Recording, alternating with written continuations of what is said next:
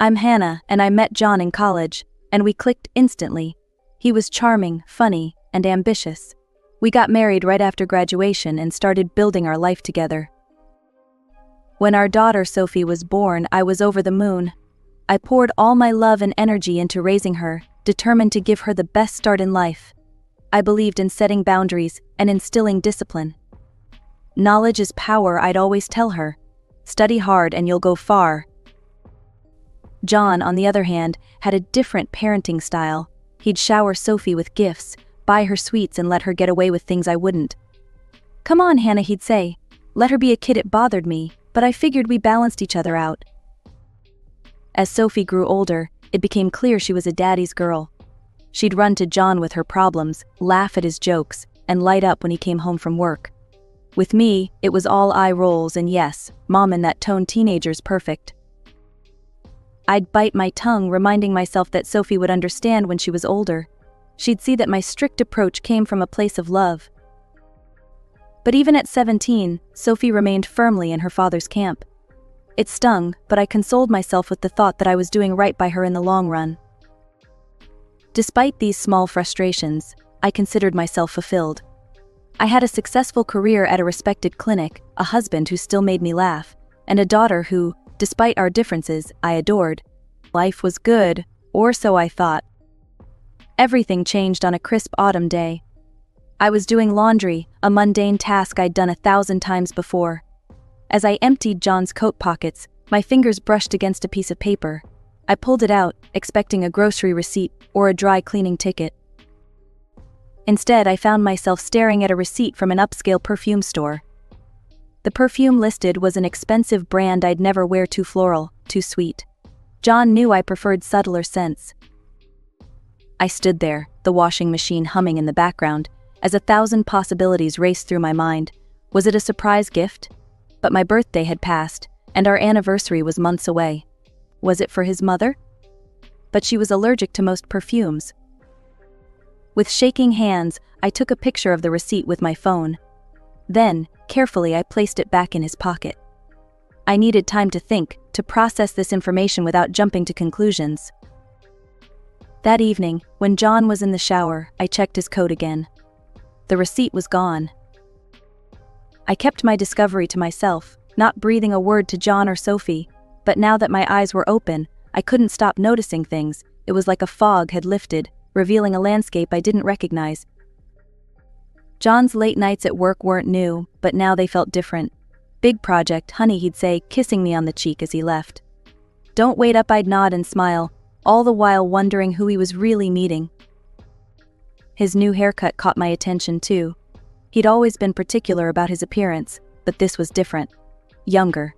Trendier. When I complimented him, he shrugged it off. Thought I'd try something new. The weekend fishing trips were the worst. Every other Saturday he'd load up his gear and head out to meet his buddies. "Fish are really biting lately," he'd say with a grin. I'd watch him drive away, wondering if he even owned a fishing rod anymore. Before finding that receipt, I hadn't connected these dots. Now they formed a picture I couldn't unsee. The thought I'd been avoiding burst to the surface. John had a mistress. I tried to shake it off. This was John, my John. The man who held my hand through 20 hours of labor. The guy who surprised me with flowers on random Tuesdays. He wouldn't cheat. But the doubt gnawed at me. I couldn't eat, couldn't sleep. I'd lie awake, listening to John's steady breathing, wondering if he was dreaming of her. One sleepless night, I found myself scrolling through Facebook. A name caught my eye: Mike Thompson. We'd gone to high school together, and I vaguely remembered he'd become a private investigator.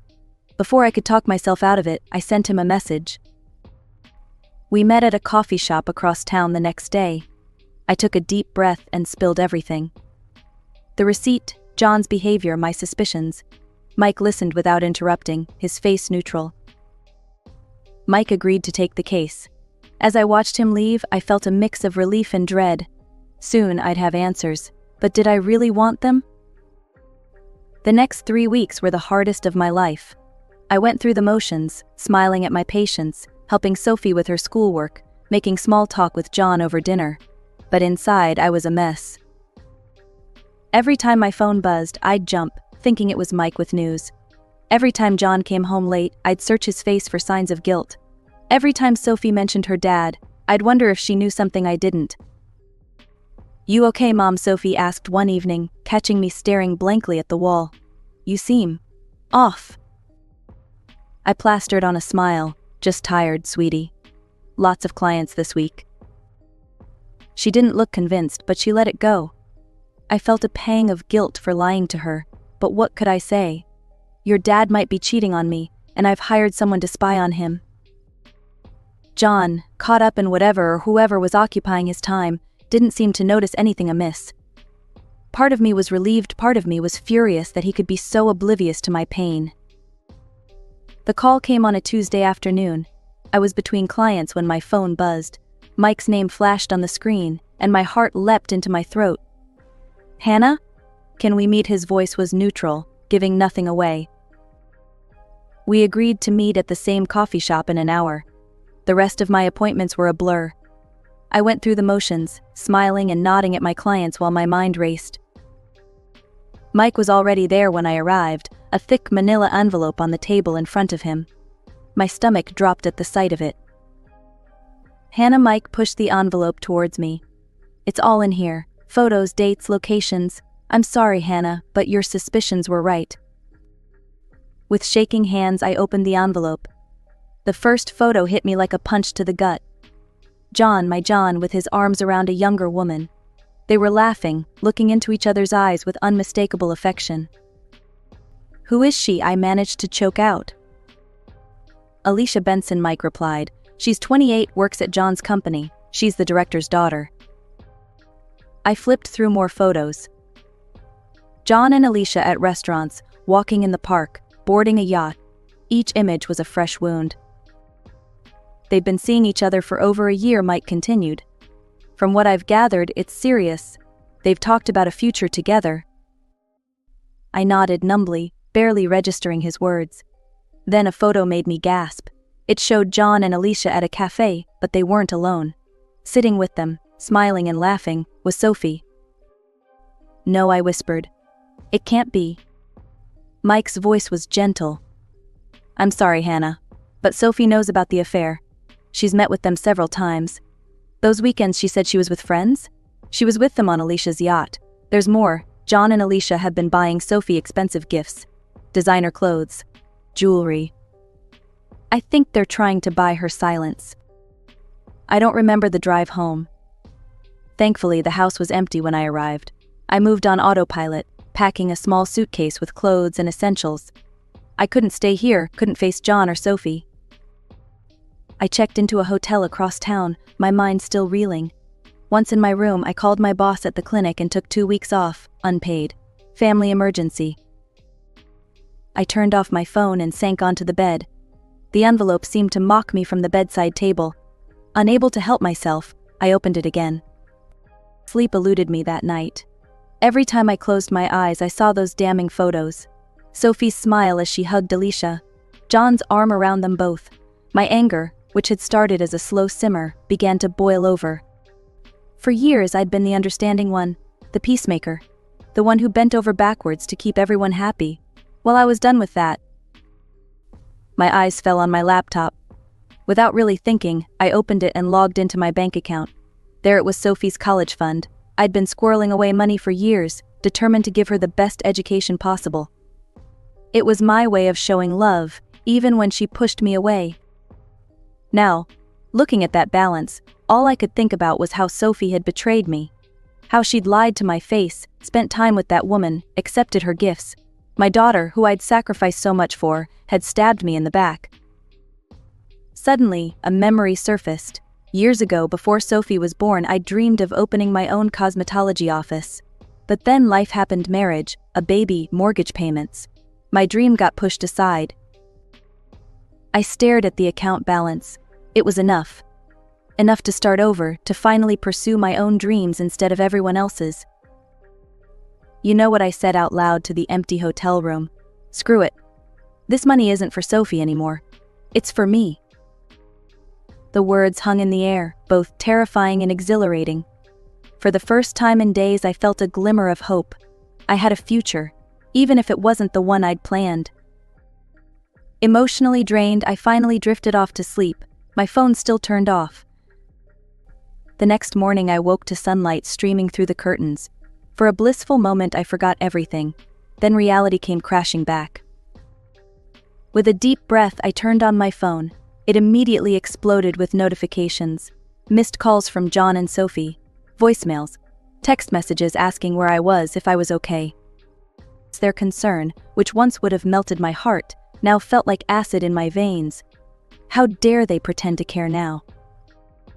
I didn't bother listening to the voicemails or reading the texts. Instead, I got dressed, packed my bag, and checked out of the hotel. It was time to face the music. The drive home felt surreal. Part of me wanted to keep driving, to disappear and start a new life somewhere else. But I squashed that impulse. I needed closure. As I pulled into the driveway, I saw John's car and Sophie's bike. They were both home. Good. I walked in, my heels clicking on the hardwood floor. John and Sophie rushed out of the living room, their faces a mix of relief and anxiety. "Hannah, where have you been?" "We've been so worried," John exclaimed, moving to hug me. Sophie chimed in, her voice shrill with concern. "Mom, are you okay? Why didn't you answer our calls?" I stepped back, avoiding John's embrace. A cold laugh escaped me, stopping them both in their tracks.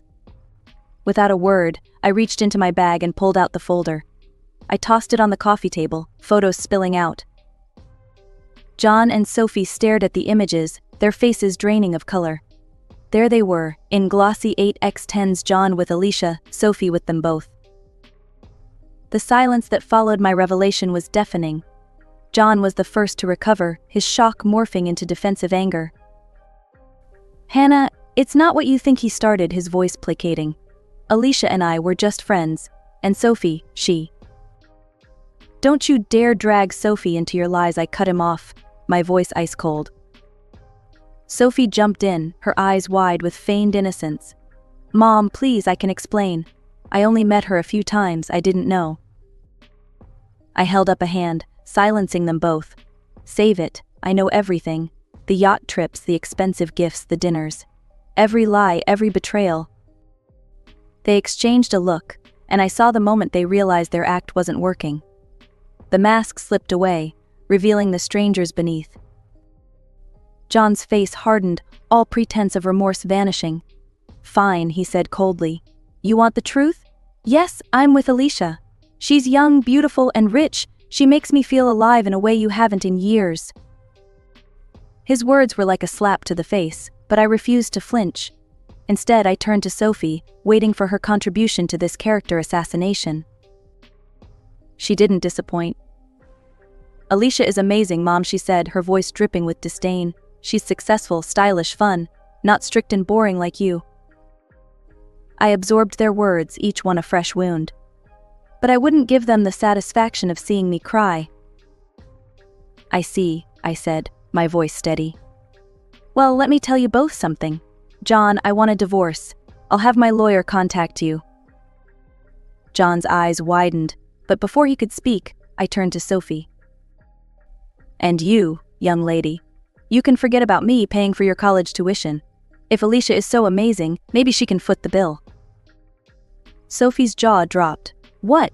You can't do that. That's my money. I've been counting on it. I want to get into my dream school." "Should have thought about that before you stabbed me in the back," I replied, unmoved by her crocodile tears. "Mom, please," she sobbed, her cool demeanor crumbling. "I'm sorry. I didn't mean what I said. Please forgive me. I need that money." But her earlier words echoed in my mind. Strict, boring. Worse than the other woman. Ignoring their protests, I went upstairs and packed the rest of my belongings. As I came back down, suitcase in hand, John blocked my path. "Hannah, let's talk about this rationally," he said, his tone businesslike. "The house, our assets." "My lawyer will be in touch," I interrupted, pushing past him. "I'm done talking to you." The next few weeks passed in a blur. I found a small apartment and threw myself into the logistics of dismantling a 20-year marriage. I hired a lawyer and requested a mediator, determined to handle this divorce as cleanly as possible. The last thing I wanted was a drawn-out, messy court battle. Sophie called incessantly at first. When I didn't pick up, she resorted to texts, then emails. Each message was a mix of apology and demand. I read each one, my heart breaking anew every time. But I couldn't bring myself to respond. The wound was too fresh, the betrayal too deep. As the days turned into weeks, I found myself staring at my phone, Sophie's number on the screen. My finger would hover over the call button, a war raging inside me. Part of me yearned to hear her voice, to believe her apologies. But then I'd remember her cruel words, her secret meetings with John and Alicia, and I'd put the phone down. Days turned into weeks. Each meeting with John was a test of endurance, conducted in the sterile environment of our lawyers' offices. The man I once loved was now just another face across the conference table, all business and cold efficiency. One day, as I settled into my usual chair, the door opened and Sophie walked in behind John. My heart clenched at the sight of her, but her expression stopped any warm feelings cold. She looked at me with a mixture of condescension and triumph that took my breath away. "Hello, Mother," she said, her tone dripping with false sweetness. "I hope you don't mind me joining today." Before I could respond, she continued, "I just wanted to let you know that I won't be needing your pathetic money after all. Alicia has generously offered to pay for my education at any top college in the States." She paused, clearly savoring the moment. "Oh, and I'll be living with Dad and Alicia from now on. We're going to be one big, happy family." I felt the eyes of our lawyers and the mediator on me, waiting for my reaction. But I was too tired, too drained to feel much of anything anymore. I simply shrugged. "If that's what you want, Sophie," I said, my voice flat, "I hope you'll be happy." Something flickered in her eyes, disappointment. Had she been hoping for a bigger reaction? But it was gone in an instant, replaced by that same smug look. The rest of the meeting passed in a blur of legal jargon and asset division. In the end, John and I split everything down the middle. The house would be sold, with the proceeds divided equally between us. With my share from the house sale and the money I'd saved for Sophie's college fund, I had enough to make a fresh start. I found a small but cozy apartment and, after much soul-searching, decided to take a leap of faith. I quit my job at the clinic and threw myself into creating a business plan for my own cosmetology office. It was terrifying and exhilarating in equal measure. All those years of experience, all the dreams I'd put on hold, it was time to put them to use. Weeks of planning, renovating, and nervous anticipation followed. But finally, Hannah's Beauty Haven opened its doors. Those first few months were a whirlwind of long hours, social media marketing blitzes, and the slow but steady growth of my client base. In quiet moments, usually late at night when the day's work was done, I'd find myself scrolling through social media. Sophie's posts would appear on my feed, pictures of her in designer clothes, lounging on Alicia's yacht, always smiling, always looking carefree and happy. Each image was a knife to my heart. I'd wonder if she ever thought of me, if she missed me at all. When her 18th birthday rolled around, I sent her a message wishing her well. Same for her high school graduation. Both went unanswered. A year had passed since the divorce, and life had settled into a new rhythm. My cosmetology office, once just a dream, was now a thriving reality. The steady stream of loyal clients from my clinic days, combined with a growing number of new faces, kept me busier than I'd ever been. I'd even hired 2 assistants to help manage the workload. On a sunny Tuesday afternoon, as I was finishing up with a client, my phone buzzed. It was my cousin, Sarah. "Hannah, you won't believe what I just saw," she said, her voice a mix of concern and disbelief. "I was at the Meadowbrook supermarket, you know, the one on the other side of town, and I swear I saw Sophie working at the checkout." My heart skipped a beat. "Sophie? Are you sure?" "Positive." She looked different, thinner, tired, but it was definitely her. I thanked Sarah and hung up, my mind reeling.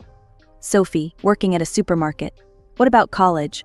What about Alicia's promise to fund her education?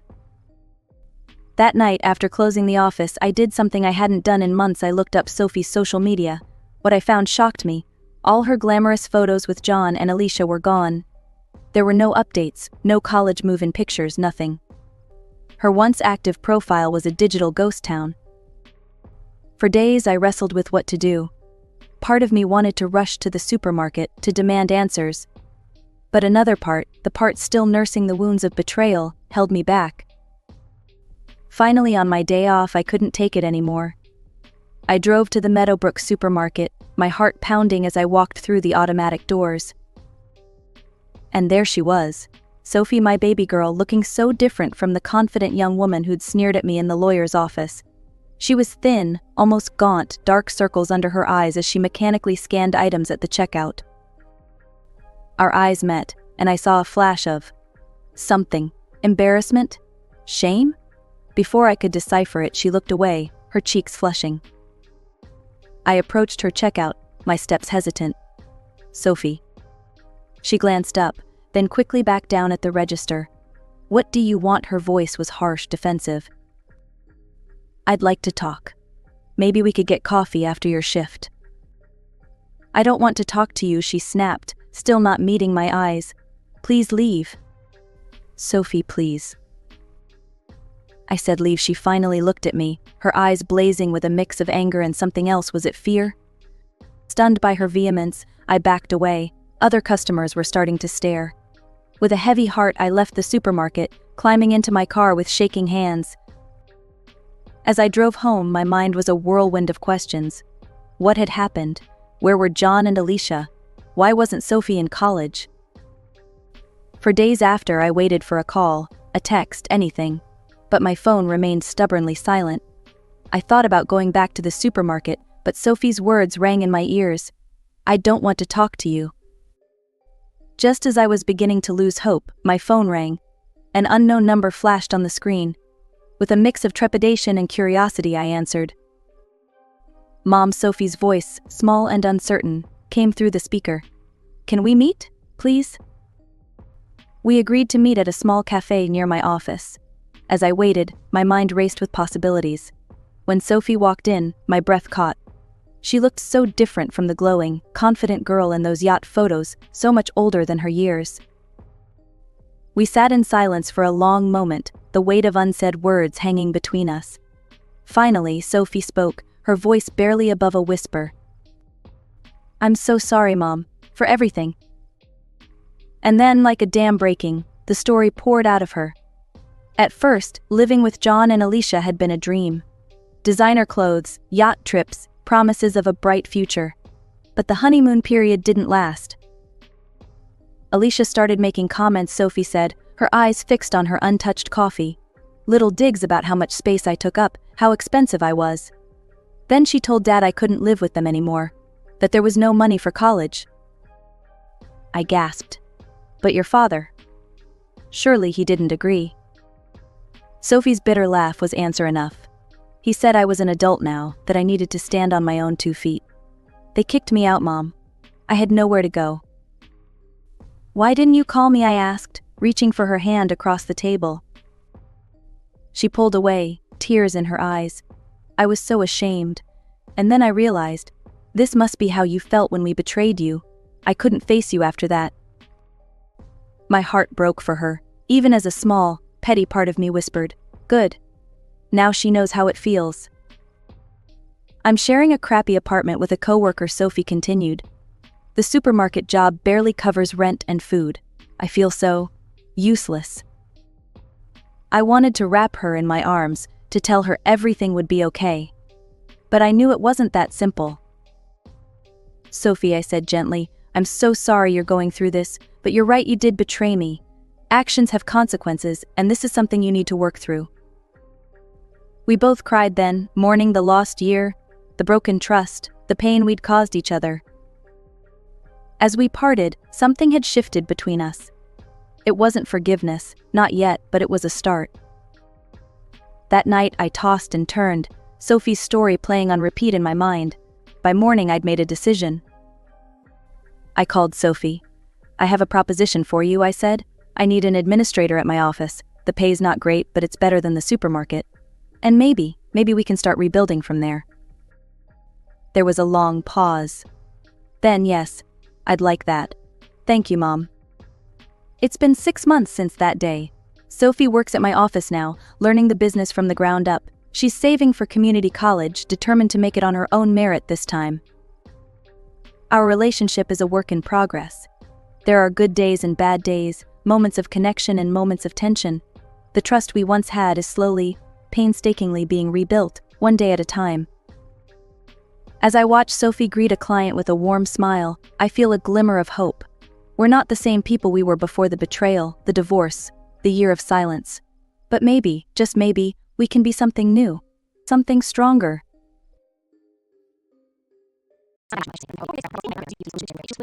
Washing over me. But as I reached for my phone to order takeout for the girls, a notification caught my eye. A text message from an unknown number. "Hey handsome, can't wait to see you tonight. Same place as last time? So." My heart stopped. With shaking hands, I opened Ethan's messages. There it was, plain as day.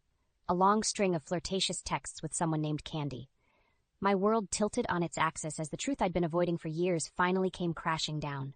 Ethan was cheating on me. A sob caught in my throat, but I swallowed it down. I couldn't fall apart, not with the girls in the next room. Instead, I took a deep breath and straightened my shoulders. For the first time in years, I felt a spark of something other than fear or resignation. It was anger.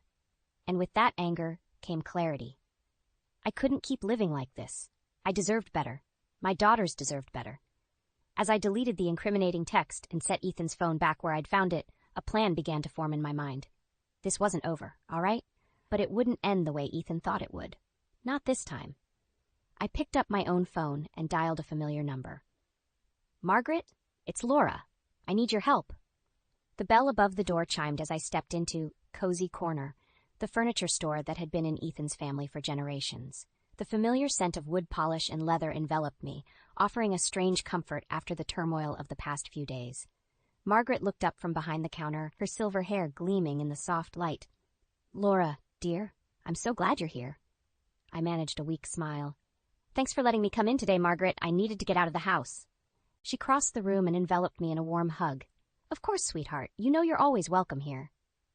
As I pulled away, I noticed the worry lines etched around her eyes.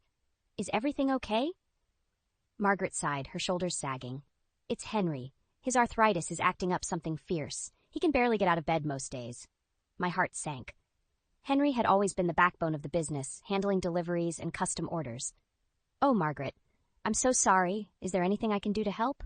She patted my hand. "Actually, that's why I called you. We're swamped with orders, and I can't manage it all on my own. I was hoping you might be able to pitch in a bit more." I hesitated. Ethan had made it clear he didn't want me spending too much time at the store. But the thought of going back to that empty house, waiting for him to stumble home drunk and angry?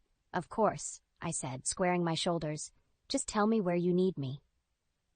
Relief flooded Margaret's face. "Oh, thank you, dear. You're a lifesaver." For the next few hours, I lost myself in work. I organized invoices, helped customers, and even managed to upsell a young couple on a matching set of end tables. For the first time in years, I felt capable, useful.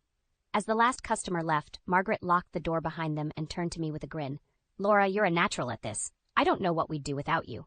Warmth bloomed in my chest at her praise. "I'm just happy to help," I said, meaning every word. The moment was shattered by the harsh ring of my cell phone. Ethan's name flashed on the screen. "Aren't you done yet?" he barked as soon as I answered. "The girls need to be picked up from soccer practice." I glanced at the clock, my stomach dropping. I'd completely lost track of time. "I'm so sorry, I'll leave right now." "Don't bother," Ethan cut me off. "I'll do it, but we're gonna have a serious talk when I get home." The line went dead. I stared at the phone, my hands shaking. Margaret's voice was gentle. "Laura, what's wrong?" I couldn't meet her eyes. "It's nothing. I forgot about the girls' practice. Ethan's picking them up." "And that's upset you this much?" Margaret's tone sharpened. "What aren't you telling me?" The dam broke. Words poured out of me, the fights, the drinking, the cruel words. And finally, the text message I'd seen. Margaret listened in silence, her face growing stormier with each revelation. When I finished, she took my hands in hers. "Laura, listen to me. You do not deserve to be treated this way. Not by anyone, and certainly not by my son." Tears stung my eyes. "I don't know what to do, Margaret. I can't leave. Where would I go? How would I support the girls?" Margaret's grip tightened. "You let me worry about that. For now, I want you to come work here full time. We'll say it's because of Henry's health, which isn't a lie. It'll get you out of that house and give you some financial independence." Hope, fragile but persistent, bloomed in my chest. Are you sure? Absolutely, Margaret said firmly. And Laura, when you're ready to leave him, you'll have a place to go. I promise you that. As I left the store that evening, I felt lighter than I had in years. For the first time, I could see a way out. A future where I wasn't trapped by Ethan's cruelty. It wouldn't be easy, but with Margaret's support, I knew I could do it. I just had to be brave enough to take the first step. The rhythmic thud of golf clubs hitting balls echoed across the manicured green as I pulled into the country club parking lot. I spotted Ethan immediately, his boisterous laugh carrying across the practice range. He was surrounded by a group of men in crisp polo shirts, looking every bit the successful businessman he pretended to be. I gripped the steering wheel tighter, willing myself to step out of the car. It was the annual club barbecue, and Ethan had insisted I attend.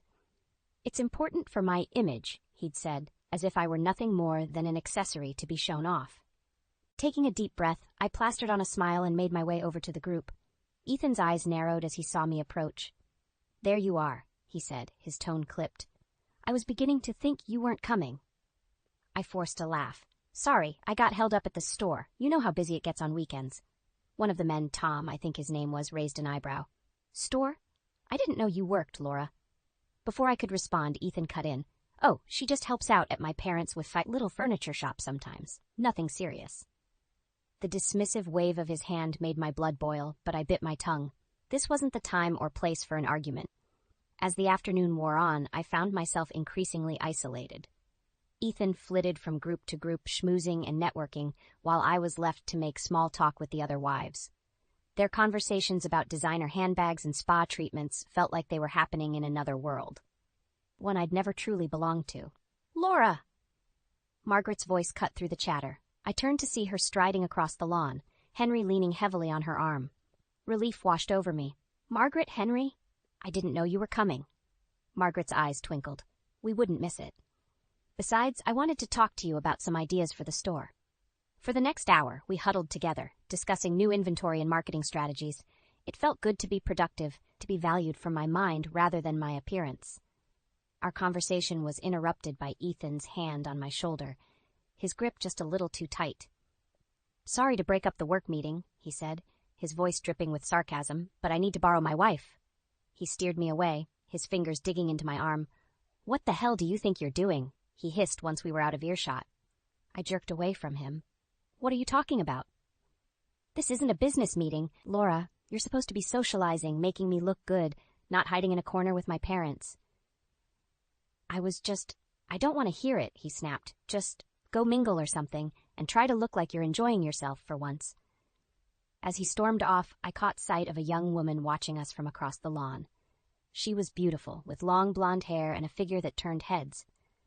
But it was the way she was looking at Ethan that made my stomach churn. Wait, I'd seen that look before, in the mirror years ago, when I still believed in love and happily ever afters. Before I could process what I was seeing, my phone buzzed. It was a text from the store's security system. Motion detected. Panic gripped me. We'd been having issues with break-ins lately, and with Henry's health declining, I was the only one who could check it out. I found Ethan deep in conversation with the blonde. I have to go, I said, interrupting them. There's an emergency at the store. Ethan's face darkened. You've got to be kidding me. Can't someone else handle it? There is no one else, I said, my voice stronger than I felt. I'm sorry, but I have to go. As I turned to leave, I heard the blonde's simpering voice. Oh, don't worry about it, Ethan. I'm sure we can find a way to pass the time without her. Their laughter followed me to my car, fueling a fire I didn't know was burning inside me. In that moment, I made a decision. I was done being Ethan's doormat, his silent, obedient wife. It was time to take control of my life, starting with saving the business that had become my sanctuary. I stumbled through the front door, exhausted from another long day at the store. The house was quiet, too quiet. My heart raced as I called out, Emma? Olivia? Are you girls home? No answer. Panic rising, I rushed to check their rooms, only to find them empty. As I turned to head back downstairs, I nearly collided with Ethan, who was leaning against the doorframe, arms crossed. Where are the girls? I demanded, my voice shaking. Ethan's lips curled into a smirk. Relax. They're at my parents' house. I thought we needed some alone time. The way he said it made my skin crawl. I tried to push past him, but he blocked my path. We need to talk, Laura, he said, his tone dangerously calm. This little rebellion of yours has gone on long enough. I straightened my spine, meeting his gaze. What are you talking about? Don't play dumb, he snapped. The late nights at the store, missing my golf tournaments, embarrassing me in front of my colleagues. It stops now. I'm not embarrassing you, Ethan, I retorted. I'm working. Someone has to keep that store running while your father's health declines. His eyes narrowed. And what's that supposed to mean? It means that if I wasn't there, your parents would lose everything they've worked for, everything they want to leave to us, to our daughters. Ethan scoffed. Please, that store is a sinking ship. If they had any sense, they'd sell it and enjoy their retirement. His callousness shocked me. How can you say that? It's your family's legacy. Legacy? He laughed bitterly. It's a millstone around my neck. Do you have any idea how it looks to my clients when they find out my wife is playing shopkeeper in some dusty old furniture store? I felt like I'd been slapped. Is that all you care about? How things look? Wake up, Laura, Ethan shouted, making me flinch. Image is everything in my world. If you can't understand that, maybe you don't belong in it anymore. The threat hung in the air between us. For a moment, I was that scared, insecure woman I'd been for so long. But then I thought of Margaret's unwavering support, of the pride I felt when I made a difficult sale, of the way my daughters' faces lit up when they visited me at the store. You're right, I said quietly. Maybe I don't belong in your world anymore. Ethan's face contorted with rage. He grabbed my arm, yanking me closer. What did you just say to me? I wrenched free, adrenaline coursing through me. I said you're right. I don't want to be part of this facade anymore. I'm done pretending to be the perfect silent wife while you flirt with every woman who crosses your path. His eyes widened in shock, then narrowed dangerously. You ungrateful bitch. After everything I've given you. Given me? I laughed, the sound harsh and foreign to my ears. What have you given me, Ethan? A life of walking on eggshells? Of never being good enough? Of wondering which lie you'll tell next? I saw his hand twitch, and for a terrifying moment I thought he might hit me.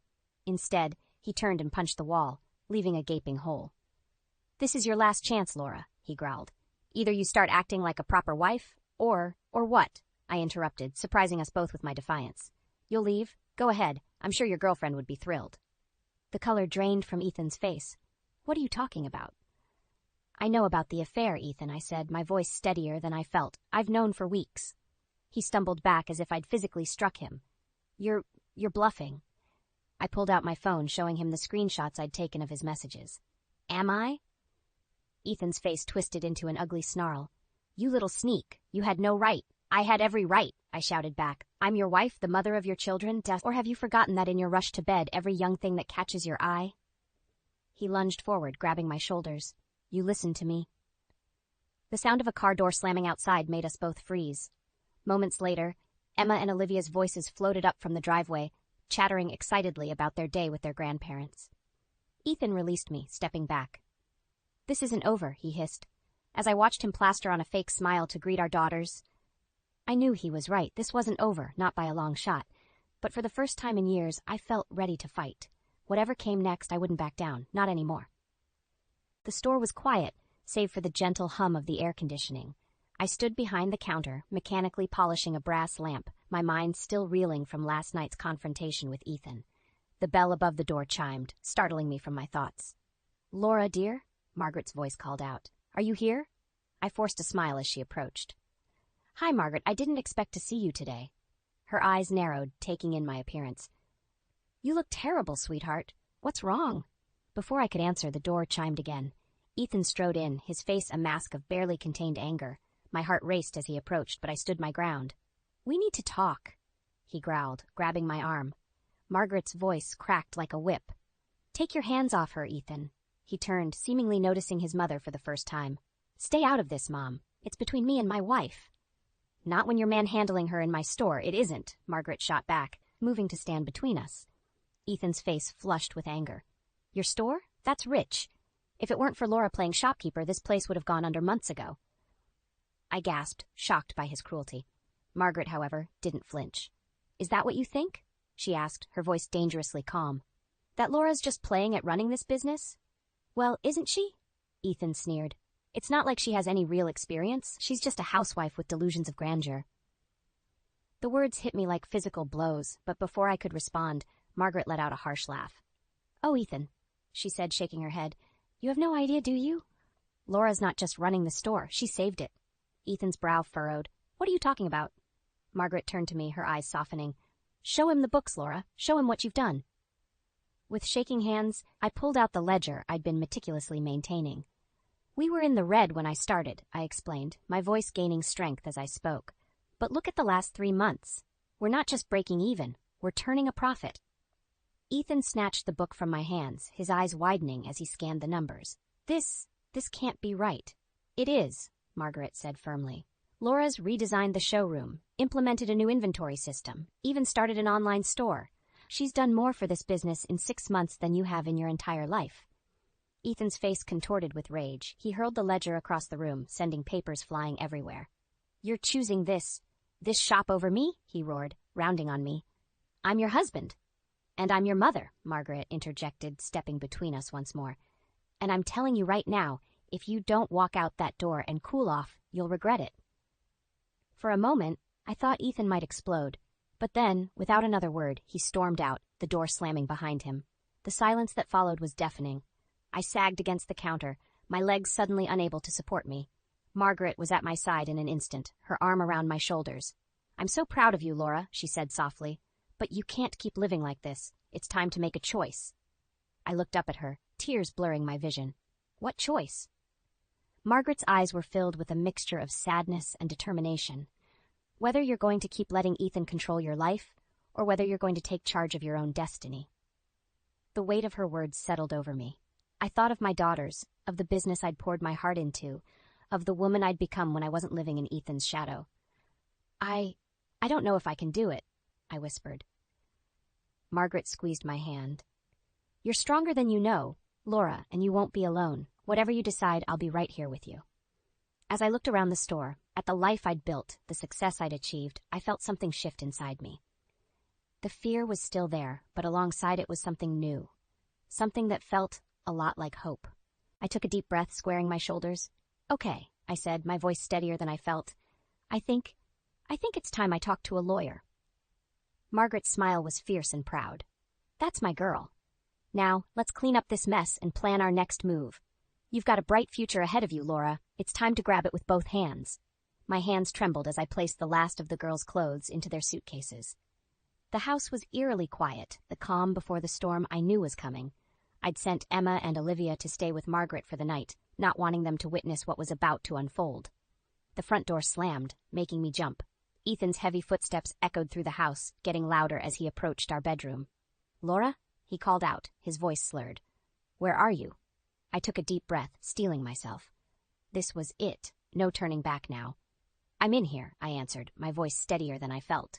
Ethan stumbled into the room, his eyes narrowing as he took in the packed suitcases on the bed.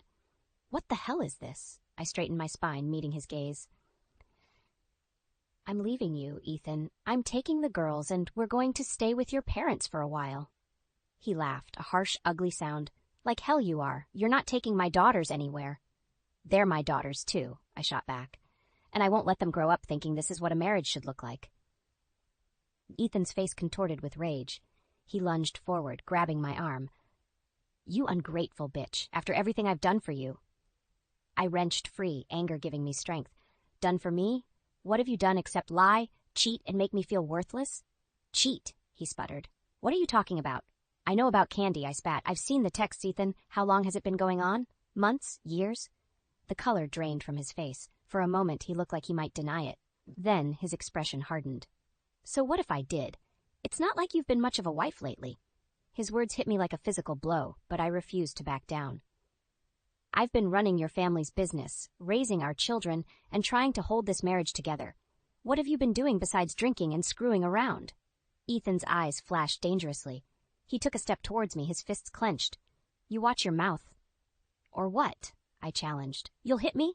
Go ahead, give me one more reason to walk out that door. For a terrifying moment, I thought he might actually do it, but then he deflated, sinking onto the bed. You can't leave, he mumbled. What about the girls? What about the business? The girls will be fine, I said firmly. They'll have me and your parents. As for the business, I think I've proven I can handle it just fine without you. Ethan's head snapped up, his eyes blazing. You think you can just take everything from me? My kids, my family's legacy?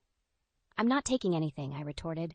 I'm choosing to live a life free from your abuse and lies, and if that means I have to do it on my own, then so be it. He stood up abruptly, towering over me. You'll never make it without me. You're nothing without me, Laura. Nothing. His words, once so cutting, now felt hollow. I looked at him, really looked at him, and saw not the powerful man I'd feared for so long, but a sad, angry shell of a person. You're wrong, I said quietly. I'm everything without you, and it's time I started living like it. I grabbed the suitcases, brushing past him towards the door. Ethan's hand shot out, gripping my arm once more. If you walk out that door, he growled, don't bother coming back. I met his gaze, unflinching. I won't. With that, I wrenched free and strode out of the room, out of the house that had been my prison for so long.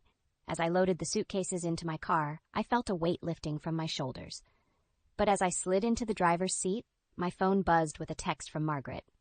Ethan just called. He's on his way here. Hurry. My heart raced as I started the engine. The night wasn't over yet. I had to get to my girls before Ethan did. As I peeled out of the driveway, I realized this wasn't just about leaving Ethan anymore. It was about protecting my children, my future, and the life I'd fought so hard to build. Whatever came next, I was ready to face it head on. My tires screeched as I pulled into Margaret and Henry's driveway, heart pounding. The front door flew open before I could even turn off the engine, Margaret rushing out with Emma and Olivia in tow. Hurry, she called, ushering the girls towards my car. Ethan just called again. He's almost here. I jumped out, helping to buckle the girls into their seats. They looked scared and confused, their eyes wide in the darkness. Mommy, what's happening? Emma whimpered. We're going on a little trip, sweetheart, I said, trying to keep my voice calm. Everything's going to be okay. Just as I slammed the car door shut, headlights swept across the yard. Ethan's SUV came barreling down the street, tires squealing as he pulled in behind my car, blocking our exit. Laura, he roared, stumbling out of the driver's seat. What the hell do you think you're doing? I stood my ground, positioning myself between Ethan and the car. I told you, Ethan. I'm leaving. The girls are coming with me. He lunged forward, but Margaret stepped between us. That's far enough, Ethan, she said, her voice steely. Ethan's face contorted with rage. Stay out of this, Mom. This is between me and my wife. Ex-wife, I corrected, my voice stronger than I felt. I'm filing for divorce first thing in the morning. Like hell you are, Ethan snarled, trying to push past Margaret. You're not taking my kids anywhere. Henry appeared in the doorway, leaning heavily on his cane. Son, you need to calm down. He called out. You're scaring the girls. Ethan's gaze snapped to the car, where Emma and Olivia were watching with tear-stained faces. For a moment, I saw a flicker of shame cross his features, but then his eyes hardened again. This is all your fault, he spat at me. You've turned my own parents against me. You've poisoned my children. No, Ethan, Margaret cut in. You've done this to yourself, with your drinking, your affairs, your neglect. Ethan reeled back as if he'd been slapped. You knew? We've known for a long time, Henry said sadly. We just hoped you'd come to your senses before it was too late. Ethan's shoulders sagged, the fight seeming to drain out of him. For a moment, I almost felt sorry for him. Then he looked up, his eyes blazing with a dangerous light. Fine, he said, his voice low and menacing. If this is how you all want it, then so be it. But don't think this is over, Laura. I'll see you in court. I'll take everything. The kids, the business, everything. Before I could respond, he stormed back to his car. The engine roared to life, and he peeled out of the driveway, leaving the acrid smell of burning rubber in his wake. For a moment, we all stood in stunned silence. Then Emma's muffled sobs broke the spell. I rushed to the car, gathering both girls into my arms. It's okay, I murmured, stroking their hair. It's all going to be okay now. Margaret placed a gentle hand on my shoulder. You can stay here as long as you need, dear. We'll help you get through this. I looked up at her and Henry, overwhelmed with gratitude. Thank you, I whispered. I don't know what I'd do without you. As we made our way inside, the girls clinging to me, I felt a strange mix of emotions. Fear of what Ethan might do next, grief for the marriage I'd once believed in, but also hope for the future. I was finally brave enough to claim for myself and my daughters. I tucked the girls into bed in the guest room, their little faces finally peaceful in sleep.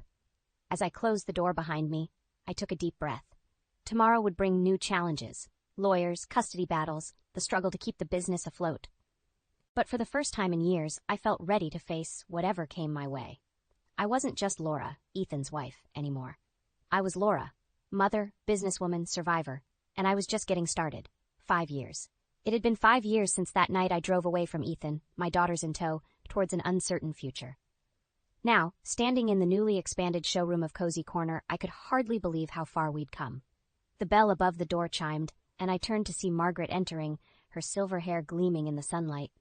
"Laura, dear, the place looks magnificent." I beamed, pride swelling in my chest. "Thanks, Margaret. I couldn't have done it without you and Henry." She waved off my gratitude. "Nonsense. This is all you, my dear. You've turned this little shop into a thriving business." As if on cue, Emma and Olivia burst through the door, their backpacks bouncing.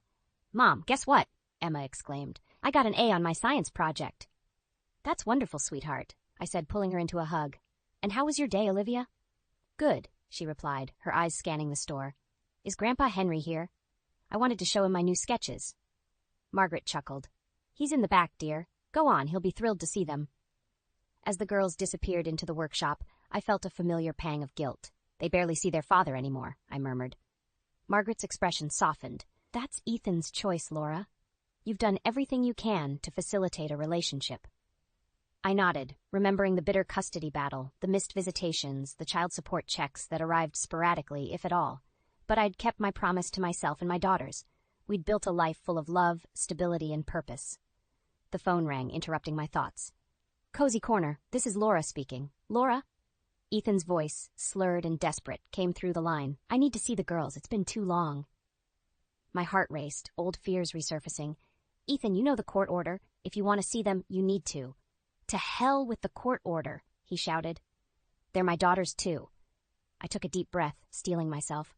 "I'm sorry, Ethan, but I can't let you see them like this. Call me when you're sober and we can discuss." The line went dead. I stared at the phone, my hands shaking. Margaret was at my side in an instant.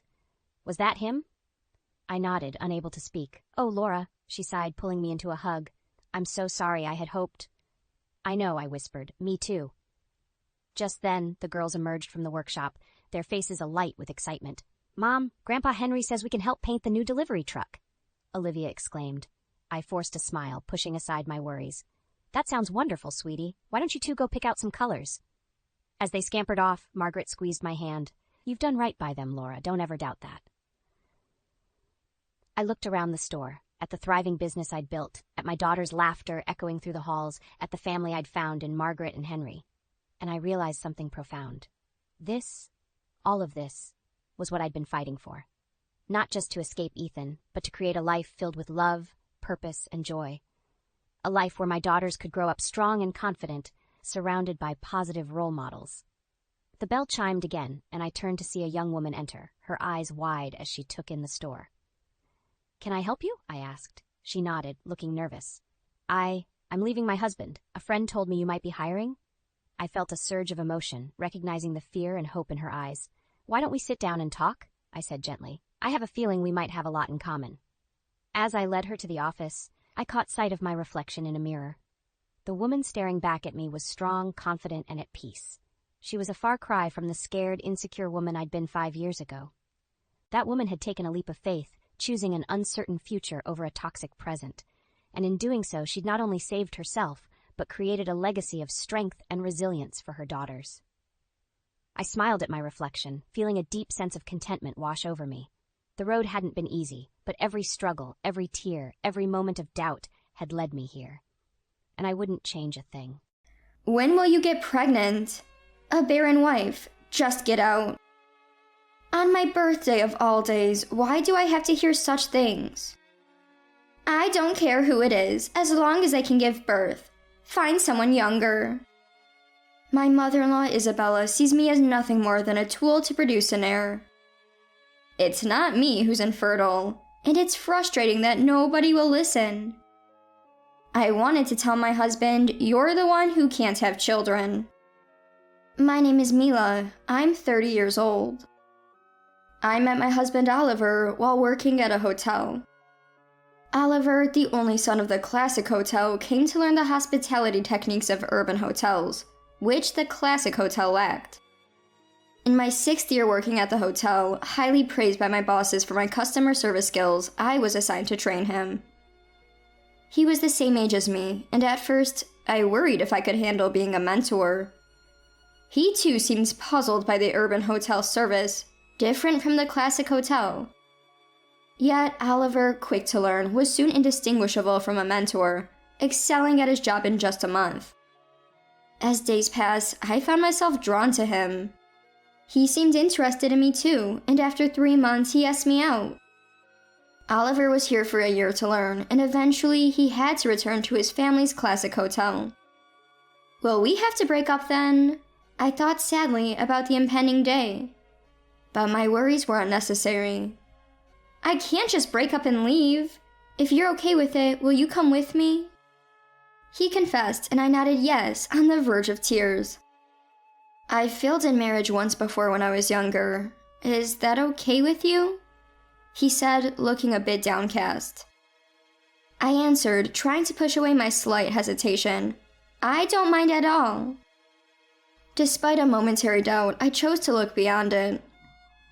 Initially, my parents were opposed due to his divorce history, but they eventually gave in to my insistence. His family owned a very famous, long-established hotel. His father, Ethan, was the manager, and Isabella, his mother, the deputy manager, along with a large staff of waitresses and chefs. I wondered if I could really live up to being the wife of the son of such a prestigious classic hotel. My husband Oliver seemed to be in a manager and training position, slowly taking over responsibilities from Ethan. I thought I'd be learning from Isabella, maybe becoming an apprentice landlady, but that was far from what happened. Mila, you should just stay home and be a housewife. I want to see my grandchild soon, Isabella said. Her words made me think, so I just need to have a child? A vague anxiety I had been feeling started to take a clear shape. We began living in Oliver's family's main house, a bit away from the hotel. Oliver's behavior had clearly changed. When I tried to snuggle up to him in bed at night after his hotel work, he would often refuse, saying, "I'm tired, just let me sleep." His everyday demeanor also changed drastically. He was harsh, a complete stranger compared to when we were dating. About 6 months later, Isabella asked, "Mila, no child yet?" Oliver complied with my efforts, albeit reluctantly, but there were still no signs of pregnancy. "Not yet. It's a blessing, so there's no use rushing," I replied, feeling increasingly wary. Recently, Isabella kept asking, "No child yet?" and "Show me my grandchild's face," ending with a stern, "We need an heir for our classic hotel. You must have a child soon." I wanted a child too, but if it's not happening, what can I do? It's unfair that I'm the only one being blamed. Still, I thought I would eventually become pregnant. A year passed, but no signs of pregnancy. Still can't make it happen? What a useless wife. What do you think you're doing as a housewife? Isabella's scoldings became harsher every day. Why am I even here? I felt lost and deeply saddened. Oliver, whom I thought would be my ally, joins Isabella in blaming me. "Hey Mila, why don't you see a doctor and get checked out?" Isabella suddenly suggested. Indeed, it was a good idea. If there was a cause, I wanted to know it. Knowing might lead to pregnancy and escape from this treatment. Okay, I'll make an appointment at the hospital tomorrow and go with Oliver. When I said that with a faint hope, "Why does Oliver need to go? Are you suggesting he has a problem? Go by yourself." Isabella retorted fiercely. "No, fertility tests require couples to go together," I replied, but she quickly interrupted. "The problem is definitely with you. There's no need for Oliver to go." She continued vehemently. I just agreed with a "yes, understood" to calm the situation. But I thought I should at least discuss it with Oliver and waited to talk to him when he returned. "Why do I have to go with you?" Oliver responded disinterested. I gently suggested, "Well, we don't know where the issue lies, right? Let's both get tested." "It's definitely your problem. I don't need to go to know that," Oliver concluded. Both Isabella and Oliver were so certain, but how could they be?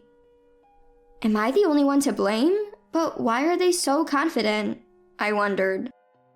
Living in the countryside near Oliver's family home, it took over an hour by bus to reach a major hospital. I managed to book an appointment at a gynecology clinic for fertility issues, but it was scheduled for the following week. When I mentioned this to Isabella, she scornfully asked, "Why can't you get tested immediately?" But I knew not everything would go as she wanted. "The appointments are quite full," I vaguely replied. I've never been fond of hospitals or tests, so I wasn't too eager myself. On the day of the test, the doctor was surprised Oliver wasn't with me. Shouldn't he be here? I thought the same. Without testing both, it's hard to know where the problem lies.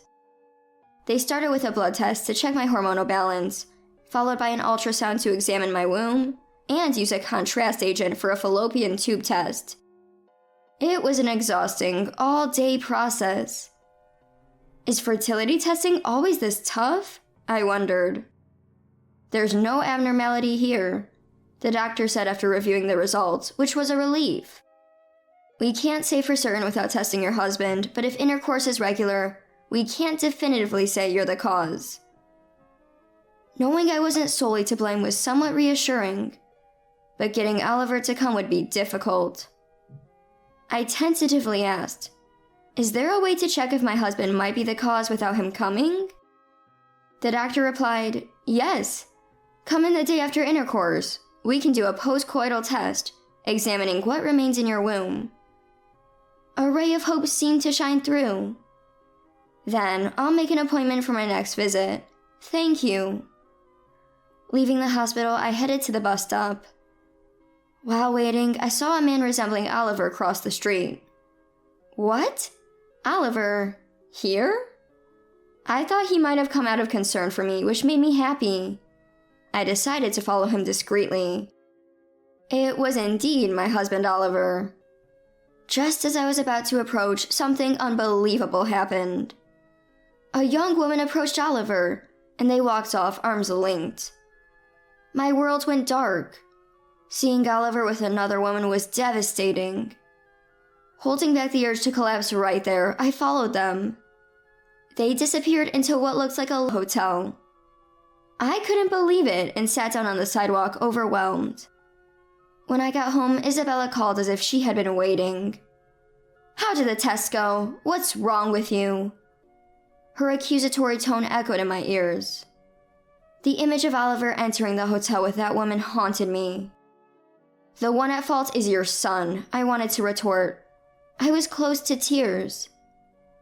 No, there were no abnormalities.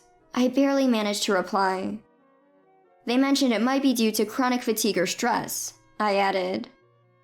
Isabella scoffed. Ugh, fatigue? Stress? I've given you the leisure of being a housewife, and this is how you respond. Just make a child quickly. If you can't, we might as well divorce. I was too despondent to fight back, even though it might have been easier to let it all end. Oliver didn't come home that night. The next morning, he likely went to work as usual. I started the day feeling like I wanted to disappear. The night before the follow-up fertility appointment, I reluctantly initiated intimacy with Oliver. Despite his usual excuses of being too tired, he surprisingly accepted. I couldn't forgive him for being with that young woman, but I couldn't endure being oppressed anymore. That night, I put on my best act to welcome Oliver. The next day at the hospital, the doctor informed me, "The infertility issue is on your husband's side." All the emotions I've been holding back overflowed, and I cried. It's not my fault after all, I thought, crying freely. Crying made me feel a bit better. I decided to talk to Isabella and Oliver to make them understand the situation. As expected, Isabella was waiting for me at the house. "Welcome back. How did it go? Is there a treatment?" As I remained silent, "Don't just stand there, say something. A wife who can't have children might as well leave." Isabella, infuriated, said, "No, I don't need treatment. The problem lies elsewhere," I said. At this, Isabella yelled even louder. "Are you saying it's Oliver's fault? That's impossible because..." At that moment, Oliver arrived and said, "My fault? What are you talking about? I already have a child." I was stunned. A child? With whom? Oliver calmly replied, "Didn't I tell you I was divorced? I had a child with my ex-wife, but she took the child when she left." Isabella, listening to this, "Yes, that's right. We lost our grandchild to that woman. How frustrating," spat out bitterly. "So, there's no issue with me, understand?" Oliver added. I finally understood their attitude. A barren wife is no use to me. A younger woman might get pregnant quickly. Oliver coldly remarked, "Today is my birthday. How can you say such things?" I couldn't help but shout. "Oh, birthday? Right, you're 30 now. Pretty old. I can't deal with that," he dismissed. The Oliver who once celebrated my birthday was gone. "If you can find someone else to have a child, then bring them here," Isabella said. I don't care anymore. I felt completely defeated. Suppressing the urge to scream, I quietly said. Overwhelmed by sadness, I packed my things that day and left Oliver's house. My parents welcomed me warmly when I returned home, their kindness soothing my wounded heart. On a sunny Sunday, while walking near my parents' house, I bumped into Lucas, a classmate from high school. He had been a top student and went to a prestigious university in the city, but returned to work locally after graduation. He was smart and athletic, almost a leader in our class. I had admired him too. We spent hours reminiscing about high school, losing track of time. We exchanged contact information, and later that night, he asked me out. On the next holiday, he invited me to a movie. Hesitantly, I agreed. As we walked side by side after the movie, he shared his life story. He had a girlfriend in university, but broke up after graduation. So, he's not married. He wouldn't have asked me out otherwise, I thought. Walking beside my high school crush, I couldn't help but feel embarrassed, despite my age. After being invited to several meals and movies, he asked me out. I decided to reveal that I had failed in my marriage and had returned home. He looked surprised at first, but then said earnestly, "I see you've been through a lot, Mila. I'm sorry if I was insensitive." I quickly responded, "I appreciate that, but I've had my share of hardships." He suddenly stood up, apologizing. He's truly sincere. Watching his gesture, I thought. But then I remembered how I once thought Oliver was impressive. My judgment hasn't always been reliable. However, as he continued to speak earnestly, I couldn't help but burst out laughing. When was the last time I laughed like this? He said, "Don't laugh, that's rude." But seeing him like that made me laugh even more. "Thank you. Sorry." I was laughing, but before I knew it, tears were streaming down my cheeks. He panicked. "Sorry, I didn't mean to make you cry. Forget it," and bowed again.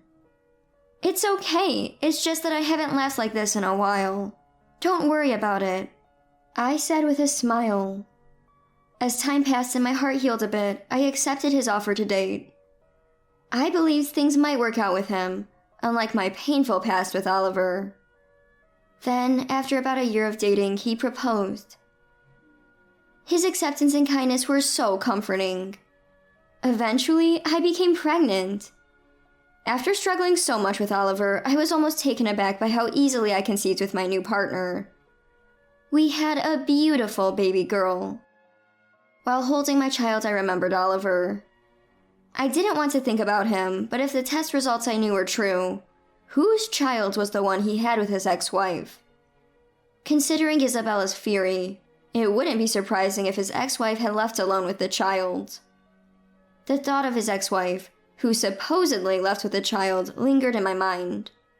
I hadn't spoken to anyone about the evidence I had found. Although it was a part of my past I should leave behind, the unresolved feelings nagged at me. I couldn't fully enjoy my current happiness, realizing it was because of this unresolved issue. I wanted to confront Oliver and Isabella with the truth about the infertility. I felt a need to make them taste a bit of the pain I had endured. That anger resurfaced, but the more I thought about it, the more I realized there was nothing I could do alone.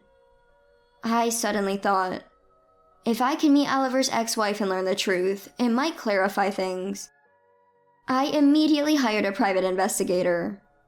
Soon, I learned from the investigator that she lived not far from where I currently resided, and she had remarried and built a happy family. Gathering my courage, I called her. "Hello, is this Charlotte? My name is Mila." There was a sense of bewilderment on the other end.